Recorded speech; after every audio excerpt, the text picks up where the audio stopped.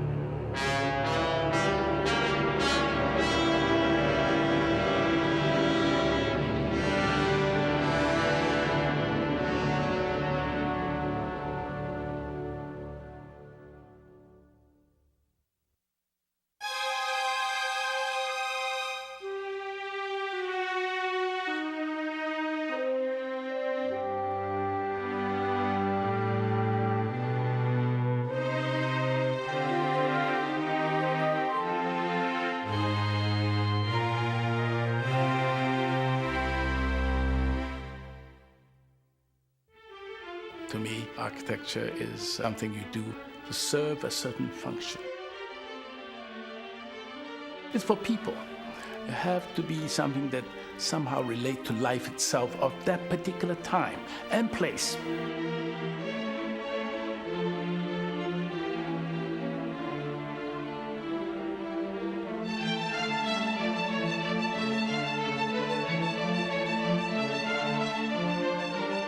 I'm not an architect who has, some people say, has a body of theories. I don't have that. I don't think that's the way my architecture should be looked at.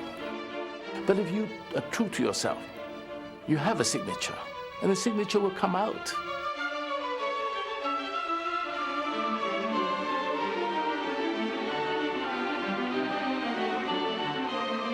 I like to make a comparison with the music of Bach. Constant variations of a simple theme.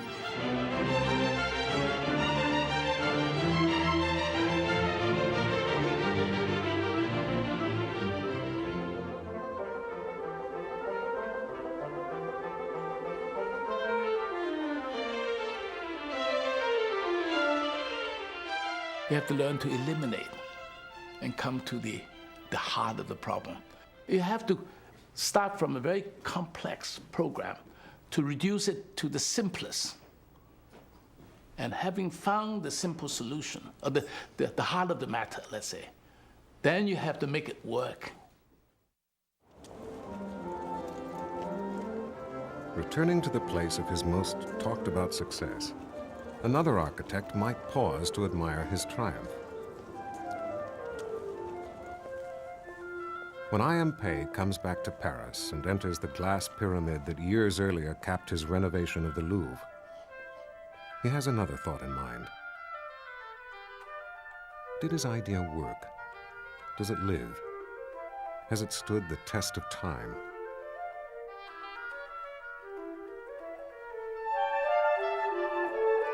Pei was in his 60s and at the pinnacle of his career when, in 1983, the French government first invited him to Paris.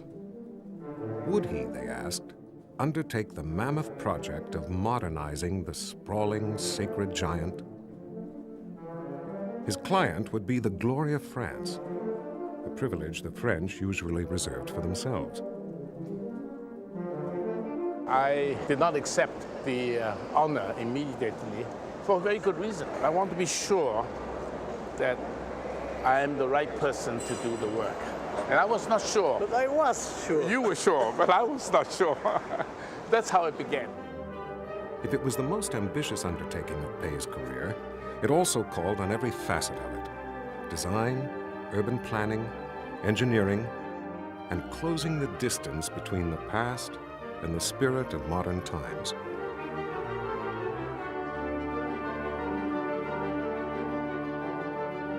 He walked the grounds and the endless, antiquated corridors of the world's largest museum. Then, as always, he searched for the essence of the problem. At the first beginning, I was looking from my window, and I saw you alone. Alone? Yes, walking. Yes. To see all the plan, all the crossroads, all that. Yes. Well, like that. Yes.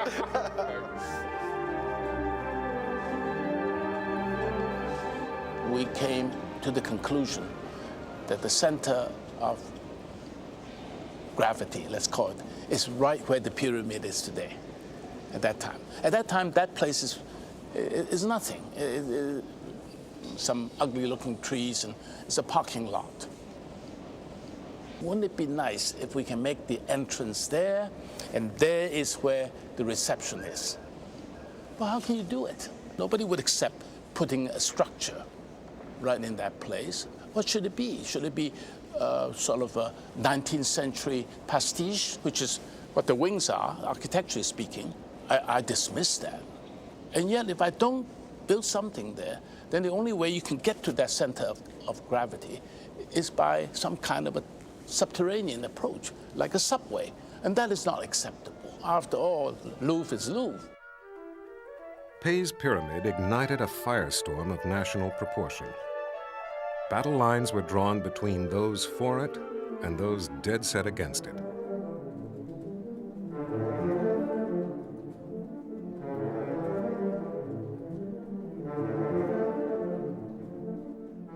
I think the criticisms that were leveled at me and at the project in the beginning of 1984 was of such force that I alone couldn't have dealt with it. The president of France staked his prestige on the man he hired. François Mitterrand saw the pyramid as the symbol and center of the grand plan that would restore the Louvre to glory and guarantee his place in French history. But there was a catch. One wing was not open to the public. It housed the government offices of the Ministry of Finance, and they declined the invitation to leave. It was very difficult to ask money to somebody who would ask at the same time to leave. Yes. Yes. Yes. You know, to put it another way, this is the Ministry of Finance. We asked him for money. At the same time, said, Money and please. move out. Very difficult. And it was difficult. For 2 years, I tell you, it was difficult. Where we are standing right now is where the minister's cars were parked.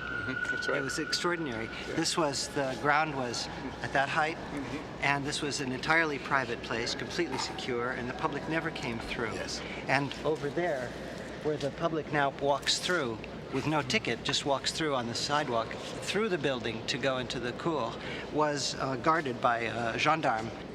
I remember an interview on television where you were interviewed at that time, and you were actually, I think it's the first and last time you've ever done politics on television. And you said, the Louvre has got to live, and if you cut off its arm, it won't be able to walk. I think the only answer I have is that we have tried everything in our own minds and we discarded them all. The simpler the solution, the more powerful it is. And the pyramid turned out to be the simplest of all solutions that we could come up with. The battle for the hearts of Paris had been won. The ministry left. Phase 2 could go forward.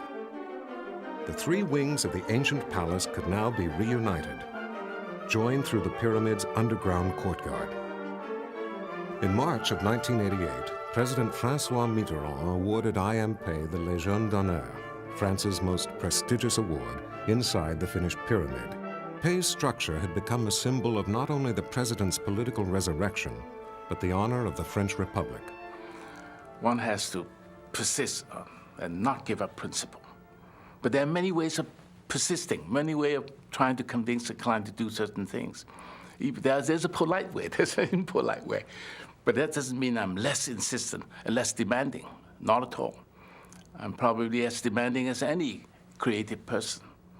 But you have to identify the important things and then press for it, not give up.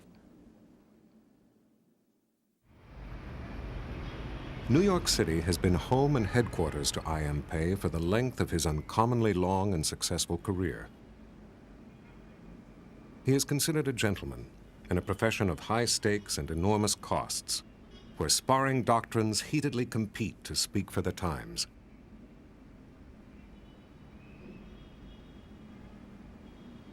Pei has weathered changes in taste by following an independent course, choosing continual refinement over novelty for novelty's sake.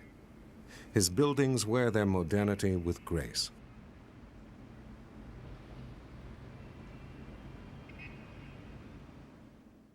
His long climb to virtuosity has been made with the steady gaze that always looked out from his round, black-rimmed glasses. I prefer not to use labels.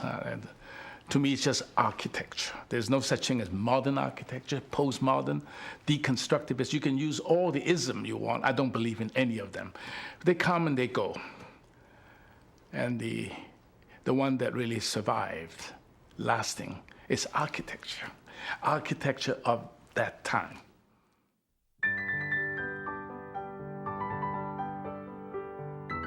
The city of his birth is 2,500 years old. Known as the Venice of the Orient, Suzhou is famous for its waterways, for its grand old family homes set in intricate ornamental gardens.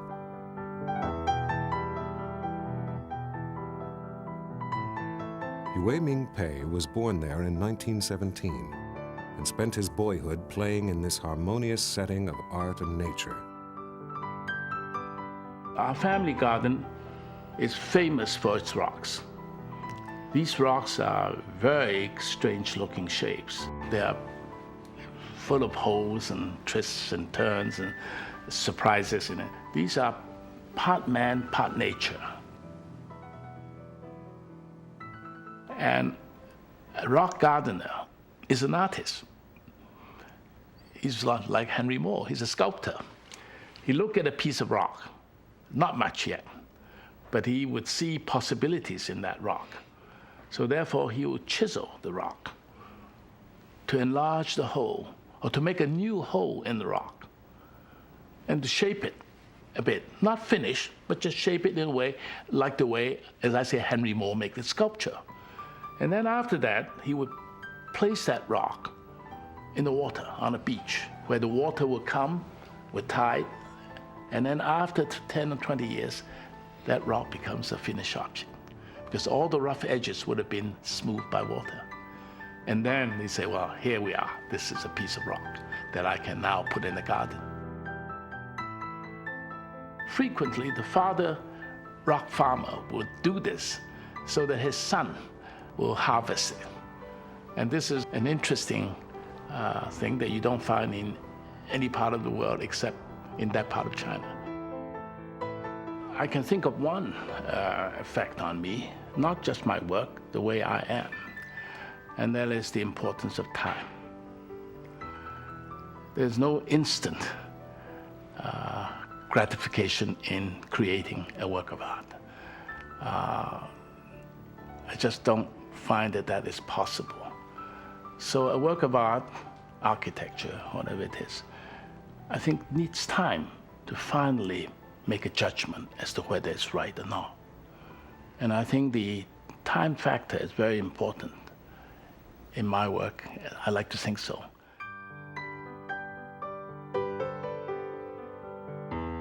Pei's family, whose roots date back 600 years, came from the high ranks of traditional society. His mother, Lian Chuin, died after a long illness, and Pei lived for a time with his grandfather. My grandfather was a very well-known calligrapher, and my mother was very accomplished in calligraphy, poetry, and music. So therefore, that side of the family is probably more art-oriented than my father's side of the family. But some of that must have rubbed off at some point in time. I think so. His father, Su Yi-pei, was the first banker in his family, a forward-looking man of business. After managing the Bank of China in Canton and Hong Kong, in 1927 he was sent to Shanghai, the bustling financial center of a rapidly modernizing China.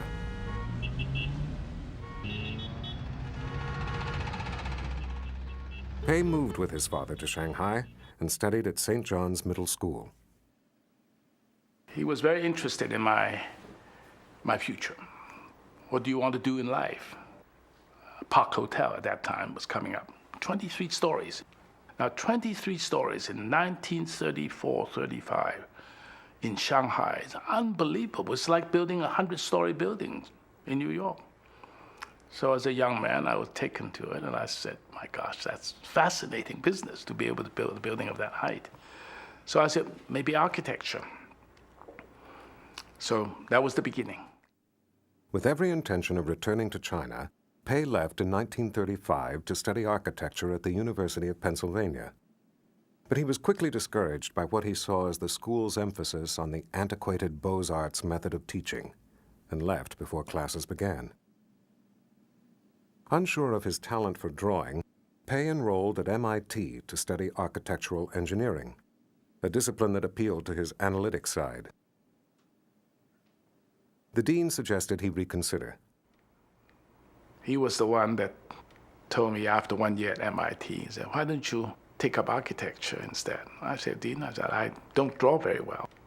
That's nonsense. He said, I don't know of any Chinese that can't draw. This is the way. And of course, this is totally untrue, but it did give me enough courage to say, perhaps I should try. And I did. Then from that point on, I didn't turn back. Half a world away, a radical new school of thought in Europe was propelling architecture into the future. They rejected the heavy ornateness of the past in favor of clean, simple lines. What 20th century technology could make possible, design translated into architecture, intended not for the privileged few, but for the many. Form followed function. The founder of the Bauhaus movement was Walter Gropius. In exile from Nazi Europe, he was now head of Harvard's Graduate School of Design, where Pei was continuing his studies. Gropius predicted that the new Bauhaus movement would lead to an international style. And that you'll find buildings designed in one country not very different from the others. I wasn't about to take that. That was something that I find a little difficult to accept because I came from a very different place, you see, at that time. And I said, well, I'm not so sure. There were other provocative ideas in the air. The most penetrating and influential came from the visionary architect Le Corbusier. And when Le Corbusier's work became known with his 3 volumes that I bought, save up a lot of money to buy those 3 volumes, was a great influence on me. From Le Corbusier, I learned freedom and also the plasticity of forms. He was dealing with forms that are not like what I was used to studying under the Beaux-Arts system. The reason Le Corbusier was an important architect, he related his work with his time in the artistic ferment of his time. Le Corbusier caught that very early on, and he was part of it, part of that ferment. And therefore, his work is very closely related to his time. And therefore, his work become enriched by his association with sculpture and painting of his time. And I find that important lesson. And if you're only thinking of architecture and allow yourself not to be part of a larger movement of thought, I think you lose a lot. Visiting professors to Harvard included the Finnish architect Alvar Aalto. We would go out at night after critique and have drinks and have dinner. What impressed me the most is his ability to drink schnapps. He could down one after another with no food in his stomach before. It's just a tremendous capacity for alcohol. It's unbelievable. I didn't learn very much from him about drinking, but I learned a lot about architecture. I learned about the importance of serving individuals. People do you design for? What does he do if he were to enter this building? And why do you design this way? Gropius brought along another architect, Professor Breuer, and it was with Breuer that I developed a very close friendship, something that lasted long time, lasted until he died. The importance of making spaces and also the concern for form. To him, the sun is the most important thing to an architect. And he was very much a sun worshipper. He feels that the sun is what makes architecture come alive.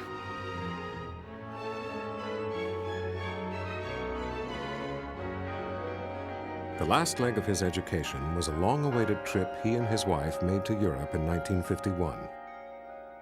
This would be their first trip to Europe. They had met as students in Boston 10 years earlier and were married in 1942, shortly after Eileen's graduation from Wellesley.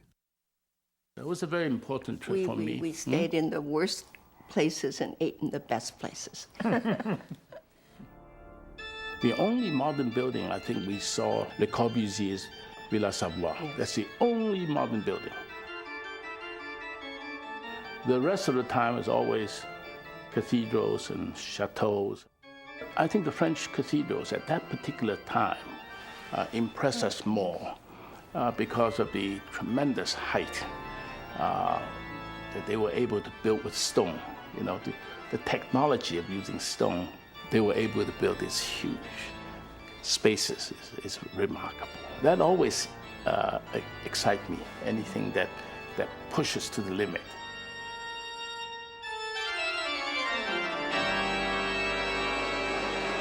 Architecture and structure are not separate disciplines. They are one. And have to be. That's why I think that if an architect is not sufficiently aware of the forces of structure, I don't think he can really design well. That's my belief. We came up with this pyramid because of its shape. It's not like this, and that will conceal a lot more than this. At the same time, it's also a shape that is structurally very stable. Hence, we can make it very transparent, very light. Then the more transparent it is, the more the palace of the Louvre retains its importance. Pei's design for the Louvre Pyramid rested on his ability to make it transparent. And that rested on a groundbreaking use of tension cables. In order to use the thinnest cables available, Pei relied on the finely crafted technology of the America's Cup sailing boats. Yes, I did compare the art of architecture to sort of like a shoemaker, you know, making a pair of shoes, handmade. There's a little bit of that handicraft quality that still exists in architecture.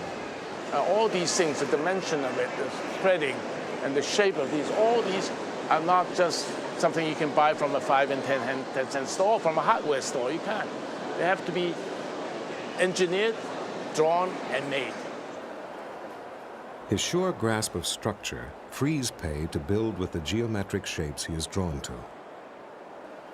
I belong to those architects that believe that geometry is the driving force for design. But that doesn't mean that geometry consists only of the cone, the sphere, the cube, as Cézanne said in paintings. One has to make variation, combinations out of geometry. We can do that. That's not all. There are many other elements that come into play to create a form, space, which is what architecture really is. You have to have light. Now, light is terribly important. Well, our shapes, if there are no light,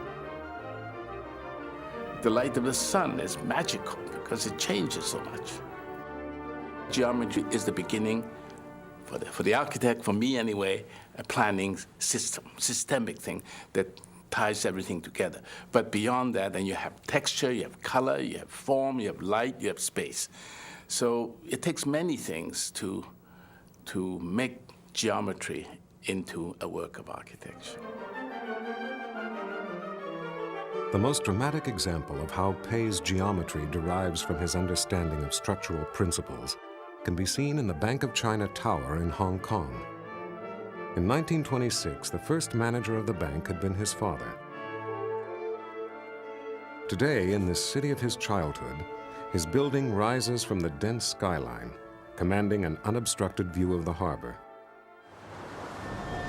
On its completion, Pei's tower was the tallest building in Asia.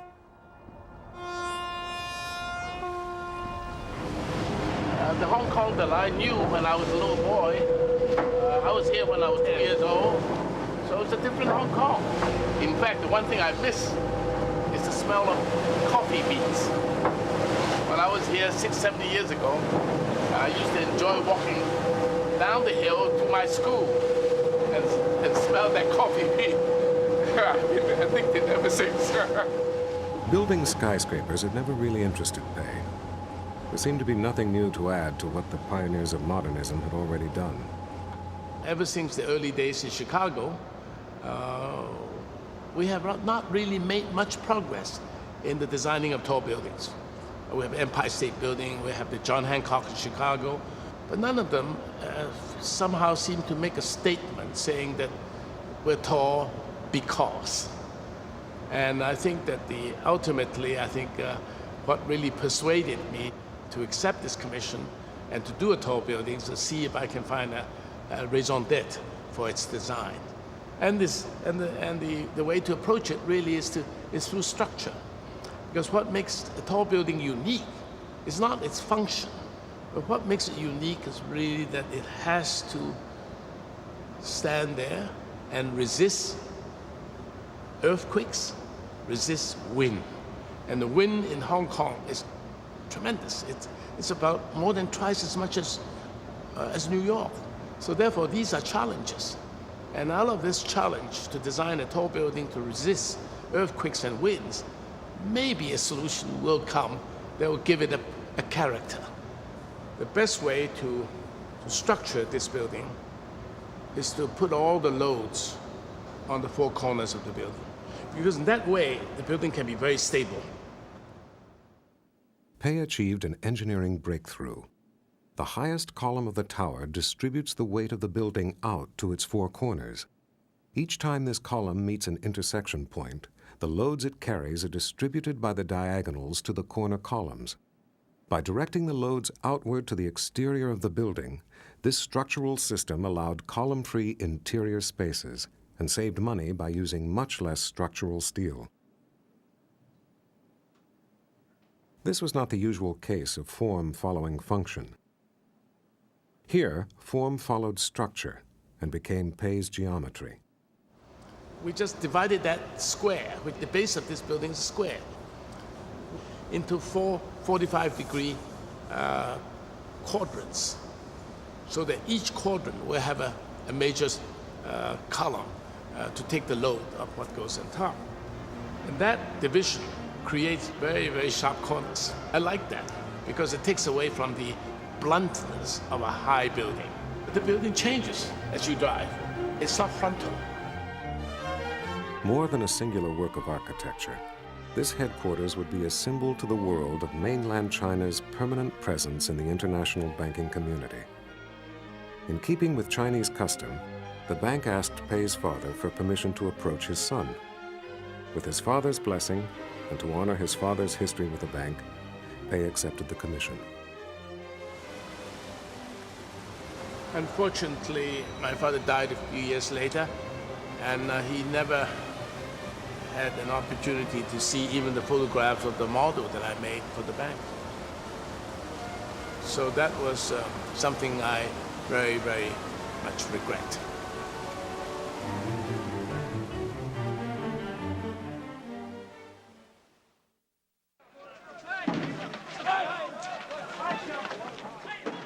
i.mpei, who had once hoped his son would share in building China's future, now saw his country torn apart.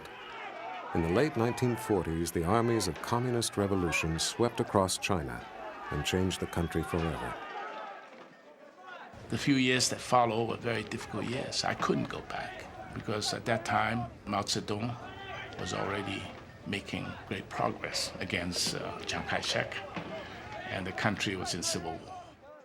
My father left, and therefore we lost connection with the country. So therefore, those events made it impossible for me, really, to think positively in terms of working in China again. So in 1954, I decided to become a citizen. It was a difficult decision because, you have to give up one citizenship in order to acquire another one. That's the only honest thing to do. But it was difficult for me to give up China. It was really difficult. I became an American, and it was an American family. In fact, my children, all of them are as American as you are.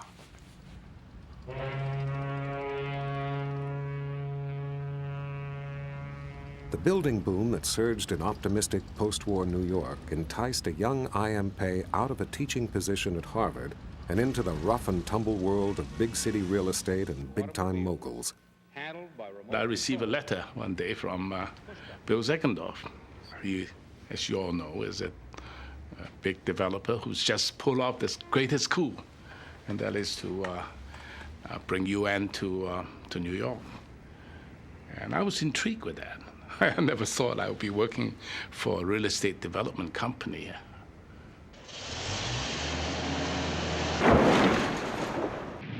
Developers like William Zeckendorf favored massive urban renewal to modernize America's cities. Out of the rubble, they said, could emerge spanking new buildings and bright cityscapes. Zeckendorf loved big deals and big hats, burgundy wine and beauty in design. He looked for young, fresh imagination to put on his payroll. He has an ego, a tremendous ego, and he wanted to satisfy that ego. And to satisfy that ego, he has to do something different, something important. Pei and Zeckendorf were as different as day and night. But together, they could look out at the future with the same dream. Pei eventually headed a team of 75 designers and architects for Webb and Knapp, Zeckendorf's national firm. I learned a lot from him. I learned a lot about land values. I learned a lot about city as an organism, what makes it tick, the importance of circulation, transportation, which should be obvious to all architects and planners, but not the way he looked at it. Building across the country, their most inventive projects were in low-cost housing, the focus of urban redevelopment. First of all, you have to see how people live. I was absolutely horrified to walk in those slum quarters in Southwest Washington in 1951, where there were people living in hovels within a stone's throw of Washington, the capital. Outdoor plumbing, you wouldn't believe it. And that struck a nerve. And since then, I became quite excited about the possibility of doing low-cost housing. Standardized, good enough low-cost housing was the accepted norm. But those buildings are all built out of brick with punch windows. And the blocks are, I don't know how many blocks there are, but they're all identical. So when you walk into Peter Cooper Village, all Stuyvesant Town, you get lost. You don't know which building you're supposed to go to. So I said, well, yes, there are problems there that they haven't really solved. So therefore, I had to fight for an alternative that is, at that particular point in time, possible, the art of the possible. Pei discarded the tried and true. He convinced Zeckendorf to buy a concrete company which allowed him to build Kips Bay in New York City with poured-in-place concrete instead of brick. With the outside wall now supporting the structure, Pei could shape broad, open spaces inside with wall-to-wall, floor-to-ceiling windows. To eliminate what Pei called projectitis, he designed 2 large buildings instead of many, leaving the space in between for a park. I wanted a park in the middle. And the important thing for a park, of course, are trees. And I also wanted a piece of sculpture there, a Picasso sculpture. I thought that would be a centerpiece in the park. Since we have no money to spend, very little money left, so Zeckendorf said, you can have your sculpture, or you can have 40 trees. What do you choose? I said 40 trees. Working with Zeckendorf gave Pei practical experience with large-scale projects, but design that was always limited to specific urban requirements. After 12 years, the time had come to move on. You can't just leave 75 men and ask them, say, now you have to go and look for work. They worked with me for so long, I wanted to keep them. So in order to keep the man, I have to find work outside of Weaponette. It was my good fortune, in a way, that I was asked to be interviewed by Walter Roberts to do a Center for Atmospheric Research called i.mpei. Nestled in the foothills of the Rocky Mountain Range of Colorado, the National Center for Atmospheric Research was a total departure for Pei.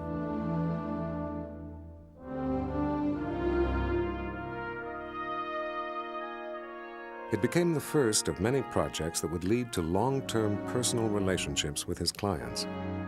Do you remember that first day that we walked up the tip of the mesa? We came from below. Remember, there wasn't any road. And you and I walked, and I was worried that you were going to scratch your shoes. Roberts, the scientist, and Pei, the artist, established an immediate bond.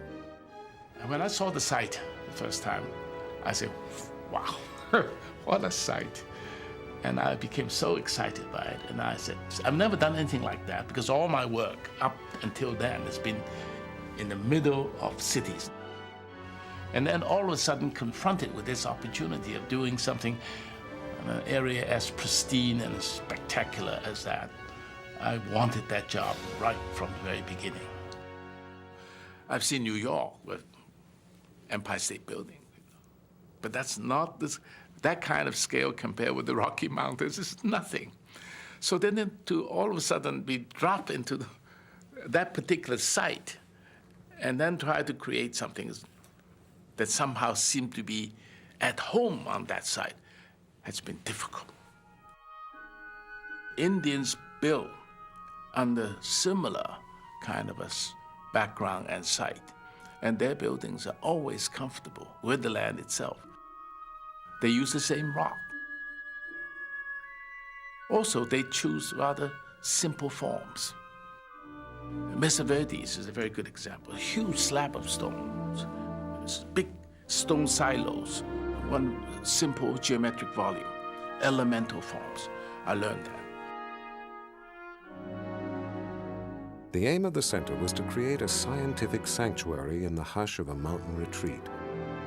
It had to provide both places for private contemplation and pathways for encounters among the scientists. All of a sudden, I have to deal with not one client, not Walter Roberts alone, but maybe 25 scientists. Each scientist has his own idea as to what they needed. What they need. What was that toy we had? We threw the marble down and to see how many, it was a game. And we put the marble in a hole, and this marble was supposed to travel down. It was like a maze. And we wanted to see how many places it could naturally just touch, so that the marble became the different scientists, and each one could have their own little place where they they touched, that was their space. Just as an exercise. And since architecture is really life, as I've said it time and time again, and what is better than to check with someone at home who lived the life, as an individual, as a person. I find that is it's only natural that I have to come back and test ideas and so on. I still do. I mean, I did it from the very beginning. I still do. And I find that she's my best critic.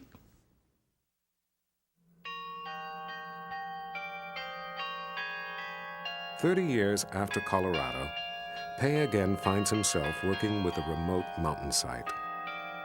This time, he is building a retreat for art near Kyoto, Japan. On his way to the museum now under construction, Pei revisits the site of his first commission for Shinji Shumakai, a Japanese religious order.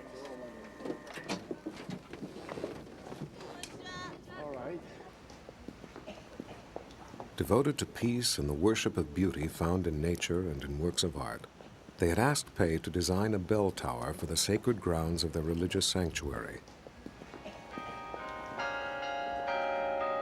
They called it the Tower of Angels.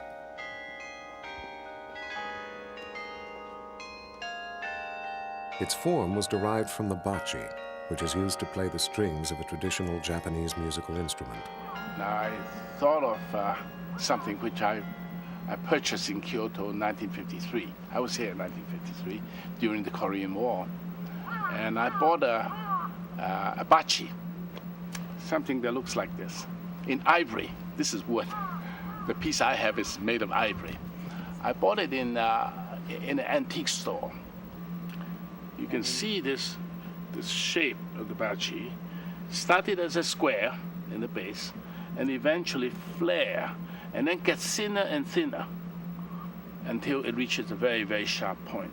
Wouldn't it be wonderful if I could somehow take from that and make it 60 meters high? It's really the closest I have to work in the domain of sculpture. Architecture and sculpture are related, but function always stands in the way to prevent an architect to become a sculptor. But this comes closest simply because its functional requirements so simple. I have a great fondness for this piece. Every time I come to Misono, I like to come and see it.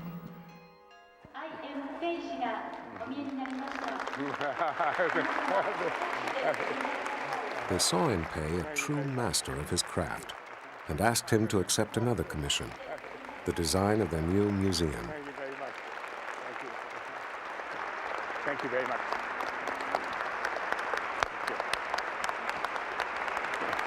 My gosh, I'm then overcome. ブルーのフレスコがここにかかってんの。 They will entrust Pei with the precious possessions of their religion, an impressive collection of ancient art from the Near and Far East. Fresco. Unusual, even in Pei's wide-ranging galaxy of clients, is the revered matriarch of the sect, Kaishu-sama, and her more westernized daughter, Hiroko Koyama. You see, not so much. From this side, the museum is very big. I see. The site for the museum was chosen for its isolated mountain setting. I remember when I was a little boy in China, I read a story about a peach blossom valley. It tells a story about a clan, say about 1,500 years ago from now, before now, that settled into a valley without people knowing it. And one day, a fisherman rowed a boat along the stream and entered into that valley by surprise. And right there, after he entered the valley, he saw a new world. People were there for, 300 years. They dressed the way that was 300 years ago, and they have the same customs and the same dresses and so on. And that is what they call Peach Blossom Valley. And the Japanese know that. just as well as the Chinese. So when I mentioned that story to Mrs. Koyama, they said, yes, wouldn't that be wonderful that we can get to the museum in that same way. The idea is that you should somehow feel that you've just happened onto the museum. So a little bit like Shangri-La. Pei designed the journey's long route with a suspension bridge crossing a steep ravine and tunnels cutting through mountain terrain. My conception of what this museum should be has influenced me in the choice of the site because it contains Oriental art, and much of it is religious art. If you understand Buddhism, you know that the retreat from the world is something that is quite common. Temples are usually built in areas that are totally inaccessible. You have to have great faith to get to it.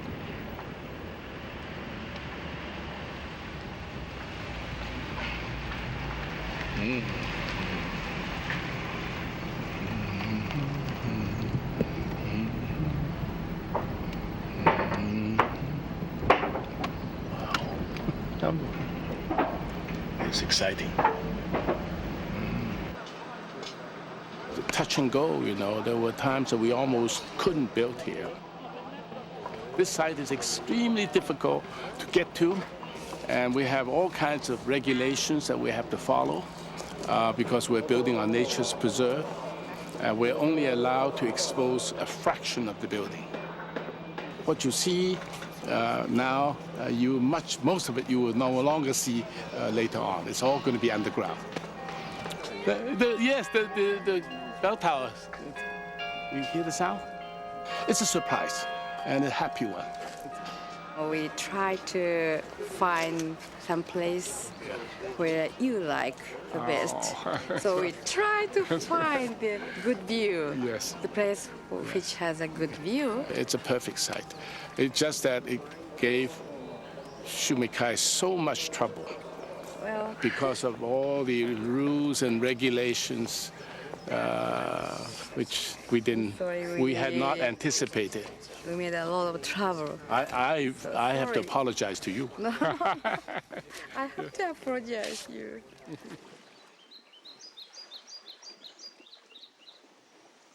Everything is continuous. There's never an abrupt break in art.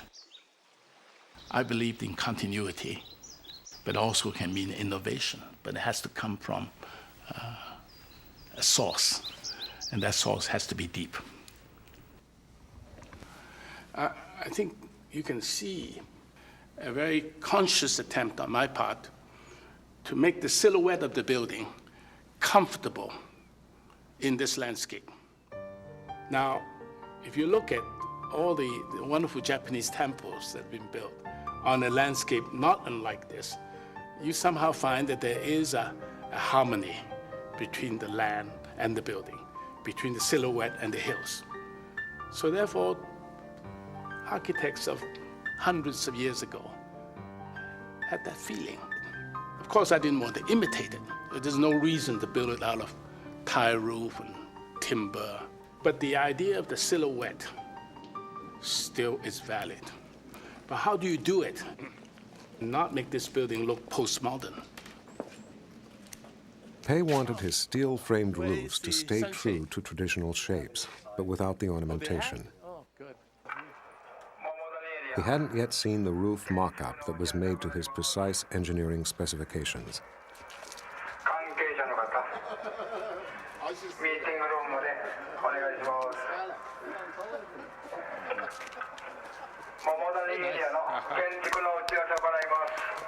Well, successful. Oh, good. Thank you very much. Successful.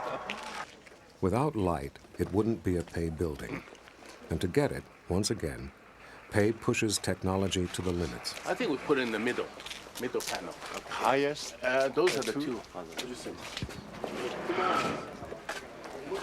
More than a year ago, right here, I saw that sample. And I said, that is not acceptable because it's just too heavy, too coarse. It's just not right. So this is the result of that. If we use this as a structural component, which is what we call the node, the result will be something like this. And that is just too heavy. And it's not, in my opinion, necessary. But the Japanese engineering code made it mandatory that we do something like that. So I talked to the engineers to see if we can find some way to lighten this structure. And we succeeded. Also, the pipe was very, very, very heavy at one time. Now the pipe is 1 inch less in diameter. It makes all the difference in the world. Those are the refinements that you don't know in the beginning until you see it this way. But we somehow had a feeling that it just wasn't right. So now I'm very satisfied. I saw it for the first time. I think it's right. This is my first project in Japan. I'm perhaps very, very, and maybe overly so, sensitive about their concern, their cultures, and their traditions. But I wanted very much to respect that. The traditions are so different. I find that rather difficult for an outsider to come in, to impose something on them and say, look here, this is my style. Can't do that. I don't think they will accept it. But ultimately, there has to be a hand that is visible in all those buildings, built in diverse places.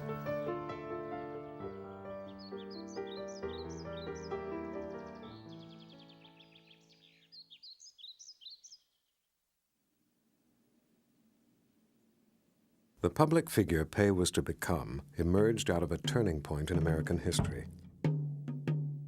After the assassination of President John Kennedy in 1963, the country was inconsolable. Many memorials were planned. The one of greatest importance to his family was his presidential library.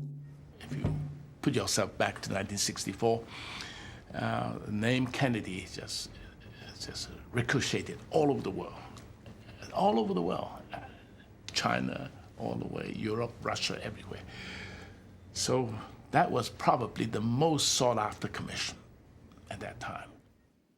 The family invited the world's architectural elite to the Kennedy compound in Hyannisport. It was an unprecedented gathering of the giants of modern architecture. Among them was Louis Kahn, the poet-philosopher of architects, and Mies van der Rohe, reigning elder statesman and formative thinker of modernism. Pei greatly admired both men. Everyone wanted that commission, and I was fortunate to be included among them. Why, I don't know, but anyway, I was. I'd done very little then, outside of low-cost housing. With everyone gathered in the family living room, each architect presented his ideas. Pei presented his, but because he was the least prominent, he thought it unlikely he'd be chosen. I remember now, I was in Italy with my family, having a holiday, and there was no telephone in the house where we lived in, and I received a wire from my office and say, please be at such and such place to receive a telephone call. And the such and such places happened to be an espresso bar in Italy, Castiglioncello. And I went there at a certain appointed hour, and the telephone came. And I picked up the phone. It was Bill Walton, William Walton, Mrs. Kennedy's advisor. They called me and said that you've been chosen. But he just told me it's a question of personal chemistry, that she felt comfortable. And she wanted to be part of it, and she must have thought that I was the person that she could work with. The site selected was on the grounds of Harvard, Kennedy's alma mater.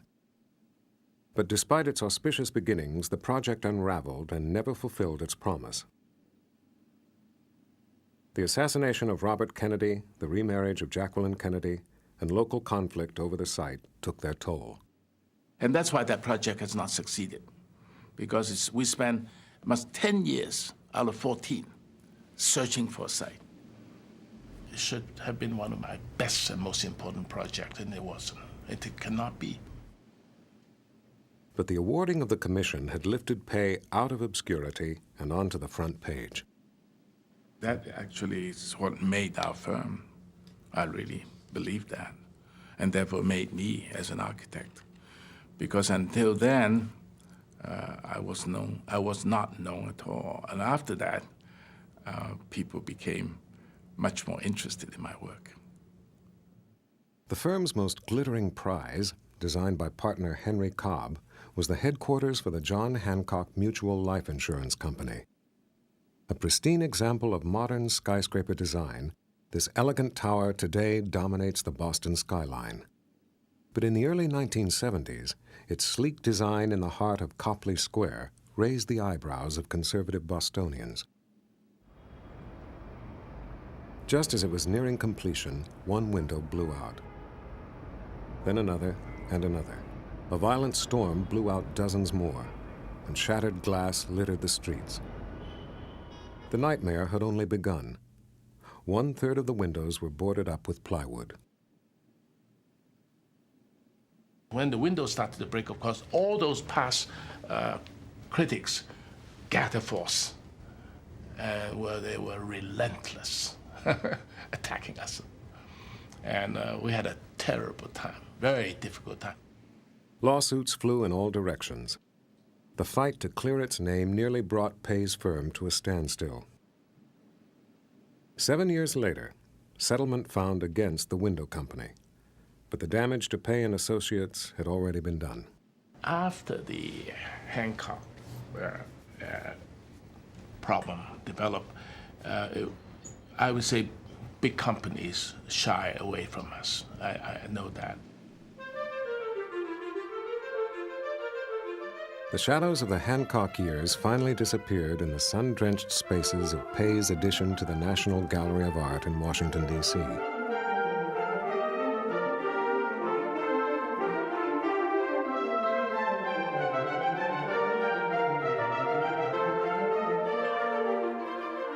Dramatic, elegant, and grand, when the East Building opened in 1978, it signaled a change in the way architecture approached the viewing of art. Critics loved it, but it was the public whose eyes opened widest. Pei had imagined a place where people would like to come, and come they did. In the past, I think they don't particularly care how many people come to the museum, as long as it's a good place to deposit and to show art. I think they were satisfied with that. So this atrium is created for the public to gather here in large crowds, like today, and to be able to see art at the same time. And then when I saw hordes of people coming, looking, walking around, I'm very happy. It made me feel that architecture can do something very important in the domain of public education. At that time, the Space Museum was being built. I was very concerned about attracting the young people here. Because the Space Museum with the moon module, with all those old airplanes, there's a tremendous competition. And yet how can we bring people here, bring families here with their children, and have fun here and enjoy it? And this is what this museum has accomplished. When I saw the school groups coming in, I just enjoyed it. I thought it was wonderful.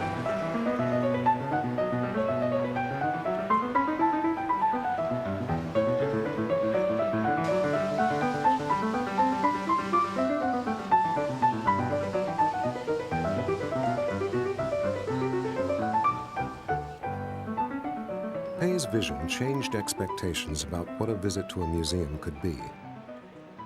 Still, it had to be mindful of the museum's classical 19th century West building. Together, they had to make a unified architectural pair, comfortable with each other, yet different in their roles. No one was more mindful of this double-edged mandate than J. Carter Brown, then the museum's director. What I like also, and what a lot of people miss, is the subtle ways in which this building responds to the original John Russell Pope building by respecting the axis that goes driving right through. And to me, the greatest stroke of genius is that when you come out of the West Building and you look through, you see the twin towers of this building exactly framing that axis, and the edge of the third tower coming right on a line that is defined by those glass doors, and there's even a line in the marble that carries it out.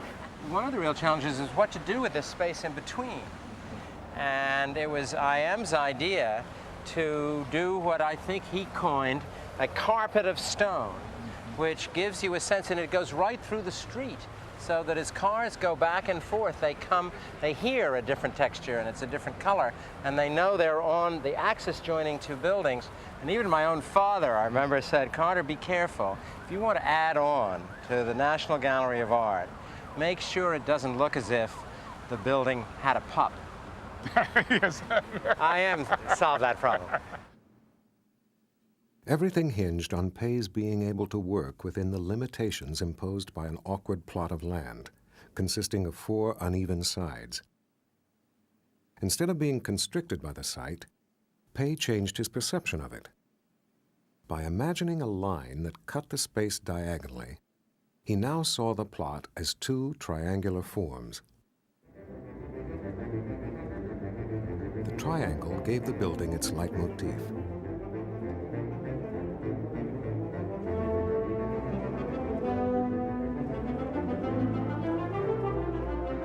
On one simple geometric theme, Pei composed endless variations as rich as a fugue.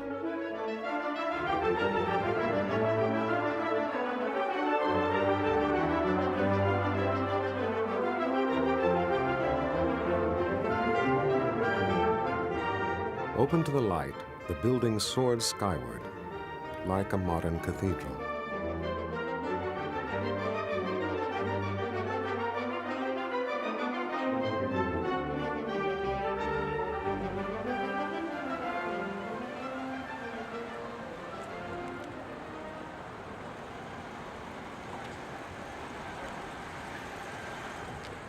From the outset, Pei could see the building in his mind's eye. He imagined on a monumental scale, but he brought his work to fruition with a jewel cutter's precision.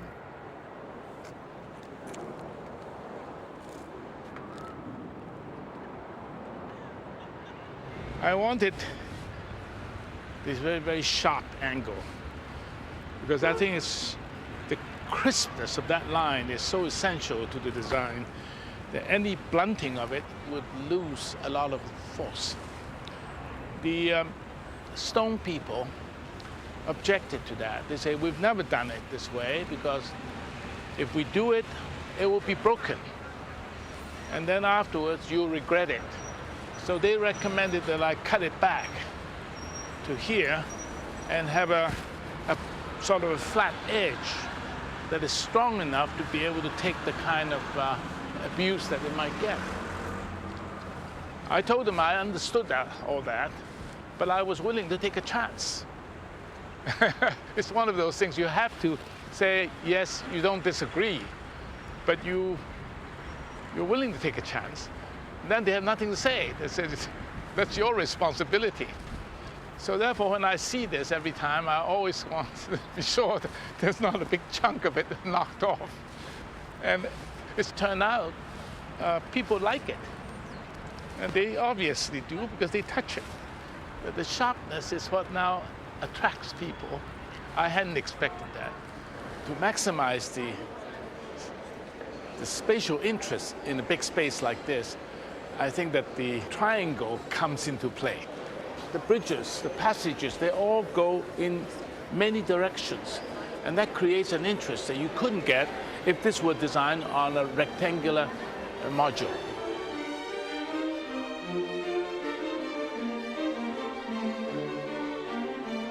Like an artist composing his canvas, Pei placed works specially commissioned from sculptors, including friends like Henry Moore and Jean Dubuffet.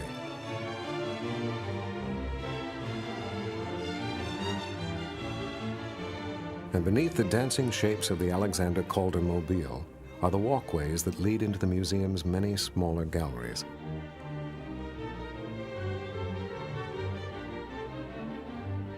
Pei himself is a longtime museum goer, a collector, and friend of many abstract artists. If museums ultimately are about the act of looking, Pei brings to his architecture an abundance of experience.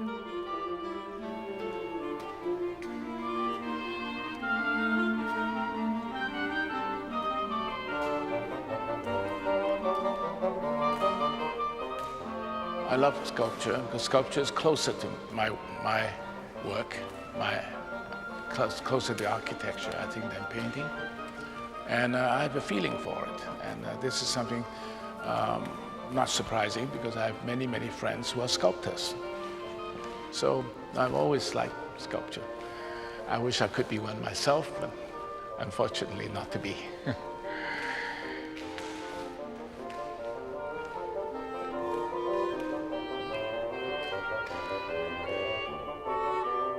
What was to be were his sculptural forms that give modern architecture its classic identity. In building after building, elegant interiors speak of size and occasion. Pei was creating a body of work that defined the language of public spaces.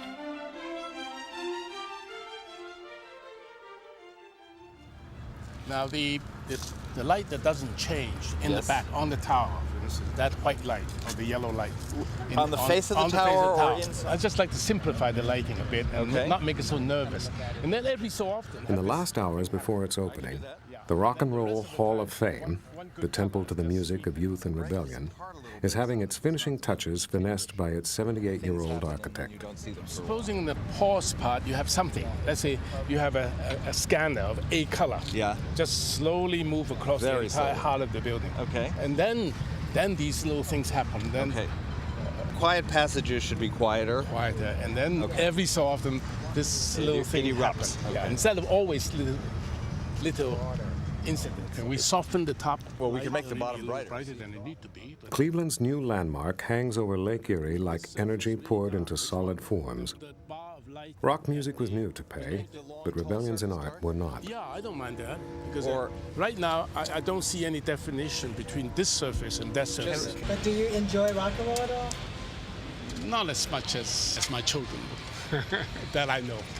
Why did you decide to do this job? You were sort of moving toward retirement at the time. There seems to be a metaphor of explosion. Do you think of this in any sense as a shrine? Yes. To rock and roll? No. You like the Cars? Well, to tell you the truth, I don't have much to say about it. That one's Elvis. Elvis Presley? Yeah. I thought so. It looks like it.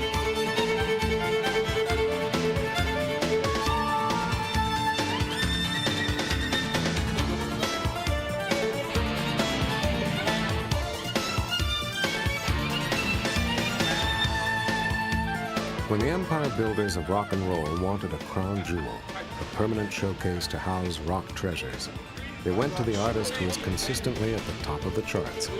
And you found when after we started the education of i.m.pei, that's a good word. about 2 or 3 months into it, finally I.m. called me up one day and said, you know, I think I understand it now, and I think I can do this building for you because I figured I think what the music is about. And I said, well, okay. What is it about? He said, it's about energy. I knew that whenever we'd get this done, that it was going to be beautiful. Ahmet was a great defender of I.m. because it finally came to a point where I said, his fees are too big. He pays too much money. And Ahmet looked at me and says, his name is I.m.pei, not I am free. I was here a week ago. I was here 2 weeks ago. And every time I come, I like it better and better. I tell you why. This building needs people. And when it's empty, which is the way I saw it a couple of weeks ago, I was a little concerned. But now that with people coming and going, I think all of a sudden, I think the place comes alive. And I think I can hardly wait until the public comes in.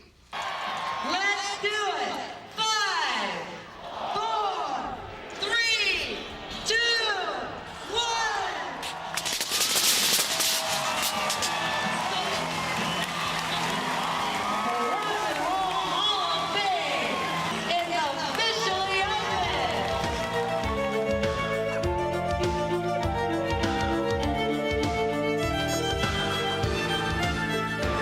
been waiting for this moment.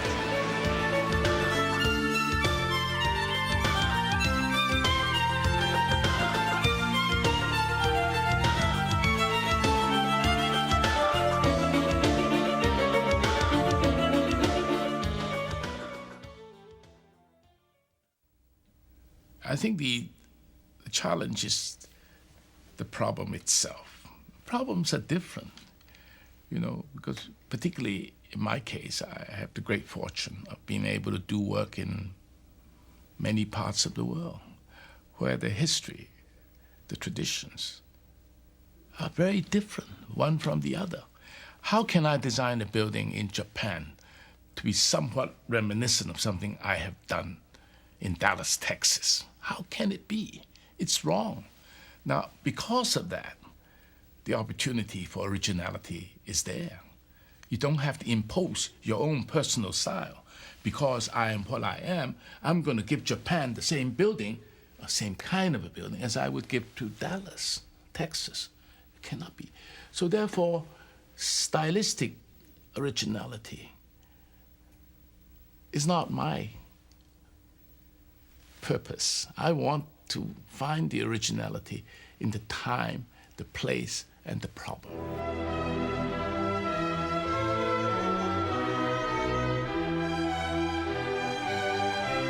Dallas had a first-rate symphony, but not a concert hall worthy of the state of Texas. 12 years in the making, the Meyerson Symphony Center was not so much a change of direction for Pei as it was drawn with a freer hand. I've been a concert goer for all my life, so I'm very keen about the possibility of doing a concert hall. But the opportunity never came to me because I've been identified very much with other kinds of work. And but when it did come, in this case, from the city of Dallas,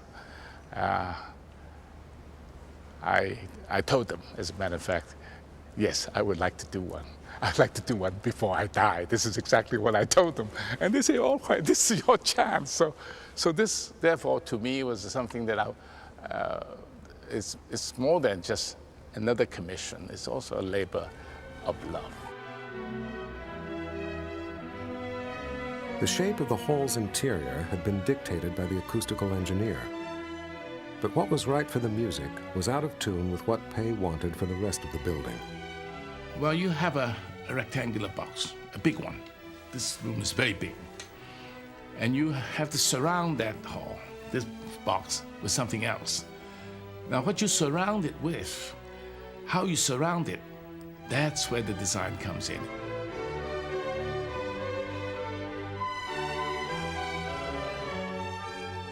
Then we can apply other things, like introducing circles that wraps the hall.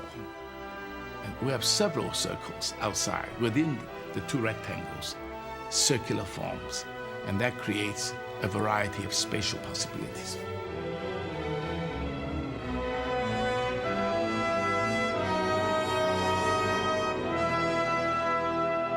You want people to come in here and lose yourself and forget about the streets, the everyday life, and enter into another time, another world. I think there is a little bit of that attempt to set people's mind apart from what they have been doing all day long.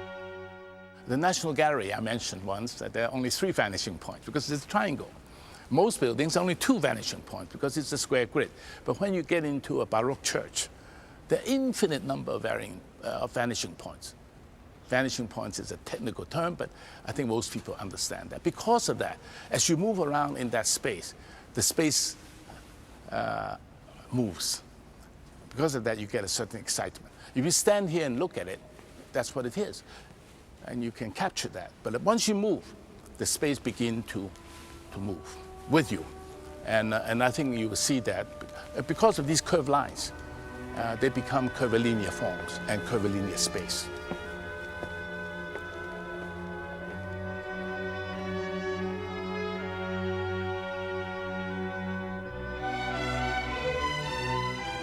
music excites certain kind of vibration in me, I feel that this is the moment I would be able to develop more beyond the triangular grid. Now, a curvilinear surfaces enter into this building. It's a natural sequence of change. Architecture is not something that you can just willfully say, so this is the time for me to change my style. No, I don't think so. I like to think that it's an evolutionary process in development. Maybe it's more mature. I'm sure it is. I'm older. I've seen more, but not change. No, my work is not one that would excite people. I say, look at this. I've never seen that before. No, not at all. In fact, I would like them to say, yes, it's very well done, but I've seen it. I know this is by him, you know. So I don't think you'll find this to be a breakthrough of any kind. It's just a continuous process of development. And it's a result of having seen a lot and having thought about it, hopefully also a lot.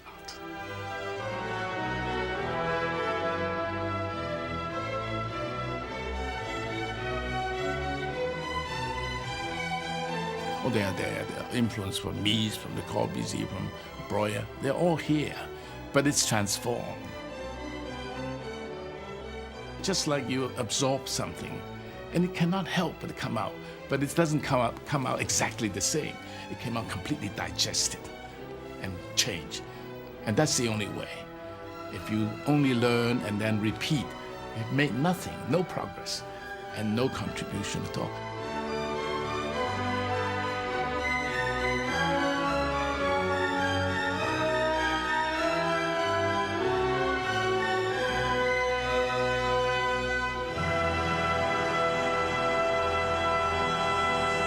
This profession teaches you to see.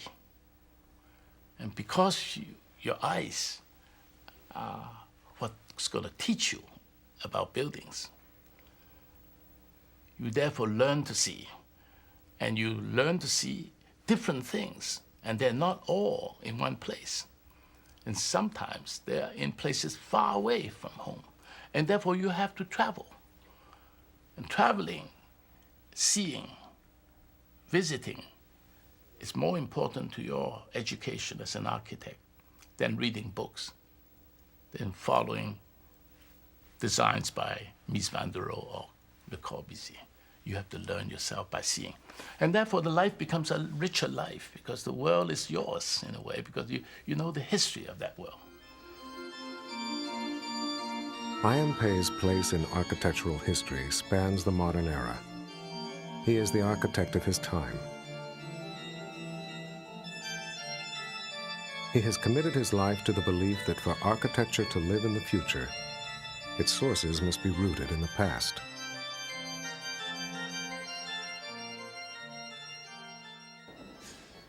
The glass pyramid is not unaware of this crypt. We're dealing with a project 800 years old, continuous.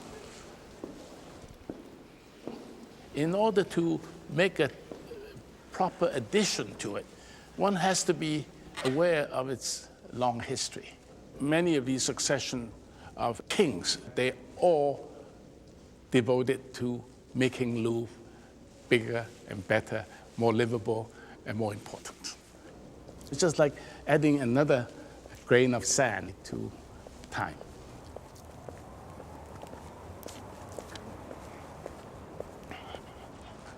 I think that's important. This date here, say 1541, Francis I began the Louvre. And 1564, Catherine de' Medici began the Tuileries, the garden, because he built the Chateau de Tuileries. So these are the historic dates for the expansion of the Louvre, step by step. And then Napoleon III, he was the one that reunited the Louvre with the Tuileries. And that was an important move, and perhaps the last piece of work done on the Louvre, to the Louvre, until today.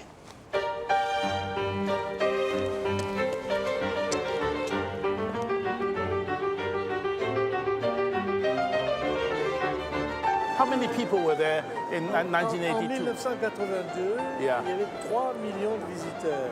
3 million people came here in 1982 per year, No, annual. 6 millions. Now it's double, 6 million. The numbers pleased Pei, but it was the vitality of the Louvre that summed up a lifetime. One-time callers returned like regulars, and short visits lengthened into long afternoons. If architecture is about life, a Pei building teems with it. It is the sum total that defines the Pei signature. A feeling as light as air, a joy in simply being there.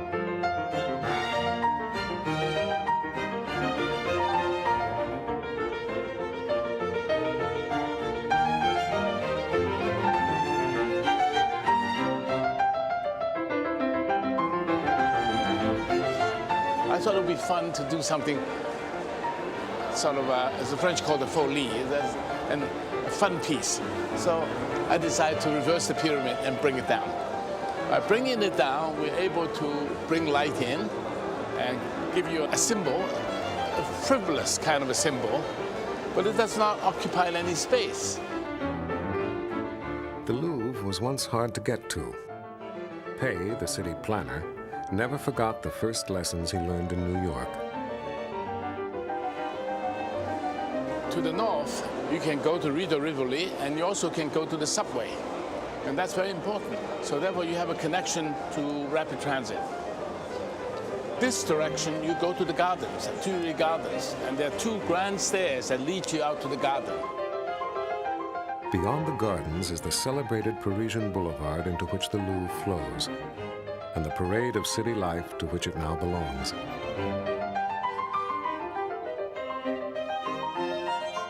The passageways, once off limits, are now a route of preference.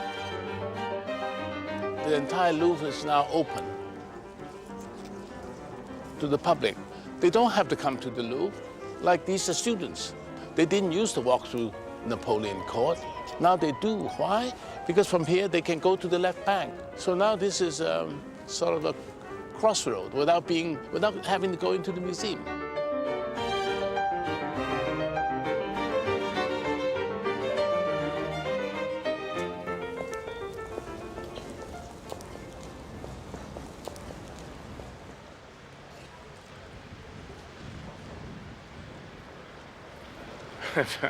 Difficult to say how I feel. I have to say that I feel very, very, very proud to have a hand in this. But I cannot say it without also mentioning that it's also a piece of great luck. I happened to be here in 1983 at the right time.